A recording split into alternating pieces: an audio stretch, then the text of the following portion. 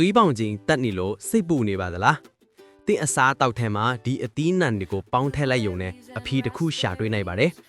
သွေးတိုးဆိုတာနှလုံးယောဂနဲ့လေဖြတ်နိုင်ခြင်းကိုတိုးစေပါတယ်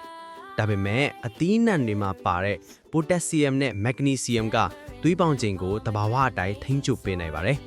အမှတ်1နဲ့ပြောသည်ပိုတက်ဆီယမ်မြဘညင်လို့တောင်ပြောလို့ရပါတယ်သွေးကြောတွေကိုပေလျော့စေပြီးဆိုဒီယမ်ကိုဖယ်ရှားပေးပါတယ်အမှတ်2ကီဝီသည်နေ့စဉ်စားသုံးရင်သွေးပေါင်ခြင်းကိုတိတိတတ်တာရှော့ချပေးနိုင်တယ်လို့သူတည်တနာတွေကဆိုပါတယ်အမှတ်3 berry သီးညာ strawberry blueberry တို့လို berry သီးတွေမှာ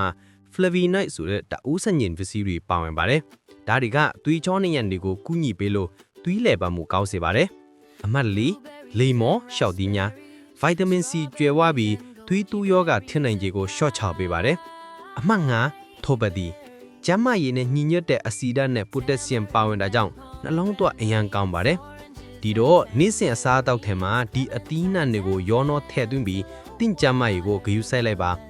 သွေးတိုးတွက်ဆေးတောက်နေရင်တော့ဆရာဝန်နဲ့တိုင်ပင်ပြီးမှစားသုံးတာအကောင်းဆုံးပါတယ်ဒီအချက်လက်တွေကအသုံးဝင်နေဆိုရင် like share နဲ့ follow လုပ်ဖို့မမေ့ပါနဲ့နော်နောက်ဗီဒီယိုမှာတွေ့ကြမယ်